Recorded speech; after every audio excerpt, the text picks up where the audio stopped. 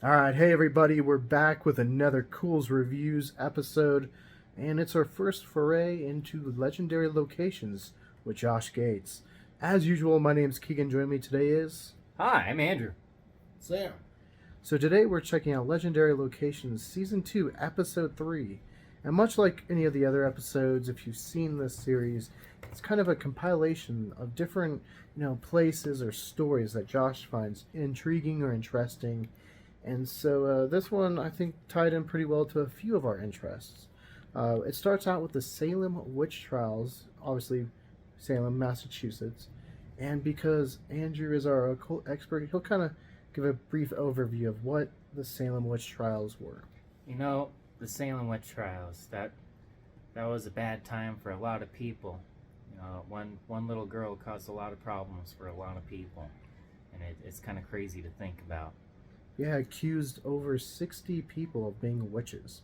Kind of a weird thing was her dad was actually kind of scribing down the court documents. So he was in charge of just documenting what everyone said.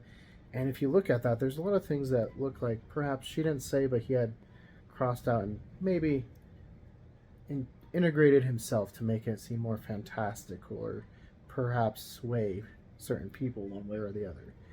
It actually started with, I think Tituba was the first accused. And it's really kind of crazy to think that she was accused because 3 girls had a dream the same night, they say, that Tituba came to them and was teaching them magic or trying to put spells on them. And that was enough evidence to sentence her to death. And it's crazy to think that's not too long ago, 1692. And this was the type of evidence, spectral evidence. And she was a doctor, too. Yeah, so the main lady that they talk here is Rebecca Nurse. Highly respected, the neighborhood, I guess, city, town. It's not like we think of towns today. It's smaller, small-knit community. And actually ended up, like they said, helped give birth to a lot of the children in town. She was in her 70s, I believe. And her thing was she didn't go to church one day because she was sick. That was all it took. It's quite crazy to me. And, a lot of people theorize that it wasn't just that, but that at least Ann Putnam Jr., the girl Andrew was talking about, was the one her dad wanted land. And this is the way they land grabbed. So, Andrew, anything you took away from this portion of the episode? No, I mean, it was kind of nice to hear the story of Salem in this episode. There's actually another movie that covers it pretty well called The Witch. That's a good... I actually quite enjoyed that. It's one of Andrew's... It is your favorite depiction so far of witchcraft, right? One of, or at least the time period. Yeah. Time period. And, I don't know if we've told you guys, but at some point we're going to do a face-off. Obviously, we'll review the film for you, but then we're going to pit it against another film we've talked about earlier called Haxon. So if you want to check out that, click that link above. So, Sam, anything that you learned particularly in this episode? Oh no, the craziest thing I learned was the fact that it was more the fact that everyone believed this little child because over the people that were there. That is pretty interesting to me. What makes them believe that she wasn't the witch and she was just blaming innocent people. Mm-hmm. Just get rid of due process altogether. Mm-hmm. Yeah, and I guess something lucky to come away from this story. Not fortunately for the people that lost their lives, because it's terrible. But the thing that, at least changed because of this is they took away spectral evidence from the court process. You can't use it anymore. So that's at least one good thing come out of a terrible situation. So another thing that this episode talked about was the living Buddha. Have you guys ever heard of a living Buddha before? No. And so this story, they went to Mount Udono. You don't know. And they talked about, a couple different monks, but the main one, it just kind of talked about his process of how he became a living monk. And it's quite interesting. Living Buddha. And how he became this living Buddha was he ate mainly nuts and some, leaves and vegetables. And just for a little bit. because then he had to make some tea. And this tea was made with, different leaves that they actually used to, what did they, like, kind of slack. Make pottery. Yeah, they used kind of to. On a pottering glaze. Yeah, pottery glaze, correct. And obviously this is toxic. And to top it off, the water they used had arsenic in it. So it just sounds like a situation that's not going to end out very well. And it didn't. I mean, he ended the way he wanted it to, which he ended up getting entombed alive. And to speed up this process, he dabbled some arsenic on his lips. And every morning he'd ring a bell, and they could hear it because he had little air tubes. And the morning they didn't hear this bell ring, they took those tubes out, filled it in, and 1,000 days later, they checked and he had mummified himself. And you can still go to the shrine and come face to face with this living Buddha. Did you guys, I mean, obviously all new to you guys? I mean, I already knew about it, but I thought it was pretty cool. Okay, pretty cool. What about you, Sam?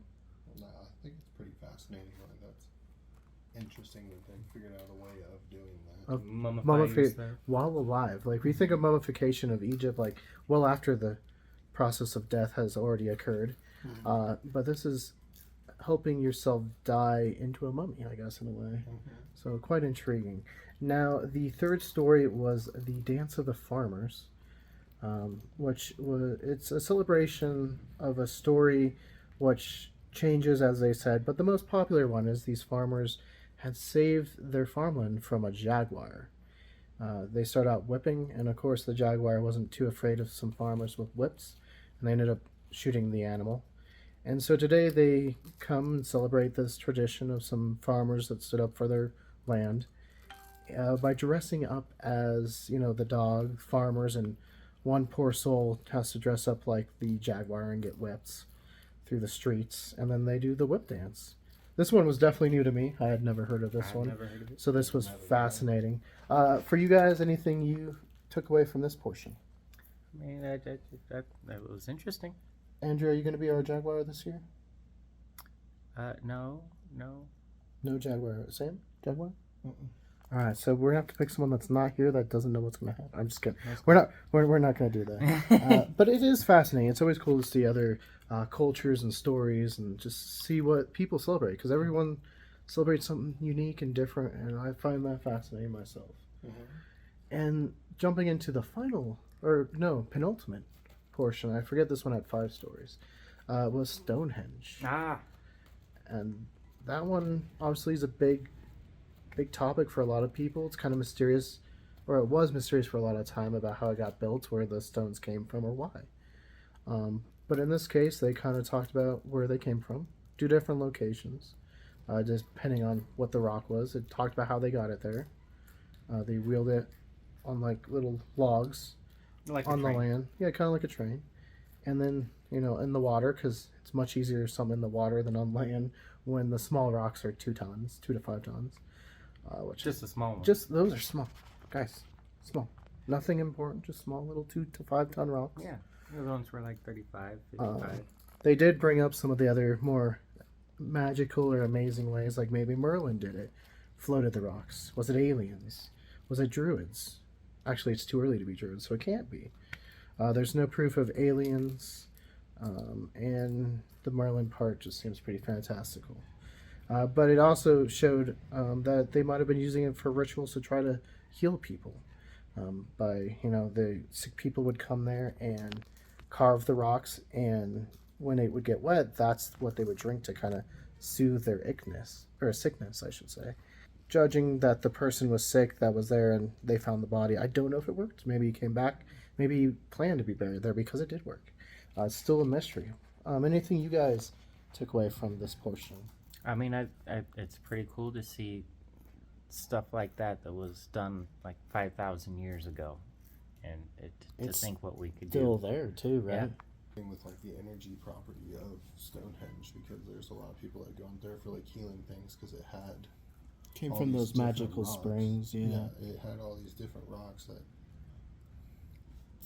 and probably the location it was built on was like had a significant thing that they didn't really. Well, it's go amazing on, that or we didn't talk about. like, think of our tools we have today, and it's hard for people to still build proper circles and stuff like that. Mm-hmm. And look, they built multiple Mhm. proper circles in that one. Yeah, it had like had 4 layers to it. Yeah, it's quite interesting. Obviously, it's a huge topic that we got to cover at some other point. Mm-hmm. Will we travel there? Probably not this year. Probably not next year. But at some point, we would love to get to Stonehenge It's and on really the check list. it out. Yep. It made the list. All right, so that brings us to the It's final always little been on my list. I portion. don't know about you guys, but it's definitely. It's been one of those locations. It's got to be on our list. But that brings us to the final location, which is Portland. Why Portland? I don't know if you guys already knew about the Shanghai tunnels, but it's something pretty big in Portland's past that maybe doesn't get talked about that much anymore. It's a dark time in Portland. People were captured and forced to work on ships against their will. But if they try to escape, then they'd go to jail because of a law. Which is why is that a law? But it did talk about some boxers and crimpers, as they were called, or Shanghaiers, that would capture these poor people and, store them in the tunnels and then wheelbarrow them to the ships and then bam, stuck on a ship until it's done. What did you guys take away from this one? A lot, actually. There was quite a few episodes in one episode, so I mean, it was pretty cool to hear about all the different topics in one episode. Right. What did you think of just the Portland portion? Like the Shanghai? I mean, it's definitely something that needs to be spread out a little more. Talked about more? Yeah, I feel like they do try to hide it. Yeah, definitely something that I don't think has reached the masses as it should. Mm-hmm. What about you, Sam? Yeah, it was pretty interesting, and the fact that people are trying to bury some of it, kind of, and then also it's still being used for the kind of a darker purpose at the moment. Still, from what I think I heard from the gentleman. Mm-hmm. There is still rumors that it's still being used for forcing girls into prostitution and stuff in some of these tunnels. I think we've actually seen Ghost Adventures kind of dove into something like that, where they actually kind of ran into some of that stuff. So it's still being used, and maybe that's why it's still kind of that black eye on Portland's, whole just image, because it tries to show this image of really forward thinking and stuff, but when you're having this stuff happening right under your nose, it doesn't look so good. So out of these 5 locations, what one would you guys want to travel to the most? Massachusetts. All right, we got Massachusetts in here. We got Do the UK Stonehenge. Stonehenge. All right, to be different, I'm gonna go say we're gonna go see the dances of the farm. Because why not? I want to go to Japan too. That sounds fun. Yeah, to see the living monk in person, I think would also be cool. So who knows? Maybe at some point we'll be able to travel some of these locations. The Mexico one might be the closest. Massachusetts ain't too far, neither is Portland. So at least we got some that are sort of closer at hand that we might be able to travel to. I know Massachusetts has been on your list for a while, some we've talked about. So stay tuned. But until next time, guys, if you want to see more Culz reviews, click that link right in front of my face. If you want to see more about us at Culz Paranormal, click that link over Sam. And don't forget to hit that like and give us a Subscribe. And let us... Whoa. And switch to what? The bells. He's going to tell you about the bells. Because why? Why are the bells important? The bells are very important Yeah. They are. to Tennessee. Tennessee. No. Sam was going to say, switch your notification. Yeah, notification bell from personalized to all, and then be notified on all of our videos. And that way you can catch all our videos instead of just some of them. And let us know which location you guys would like to go to.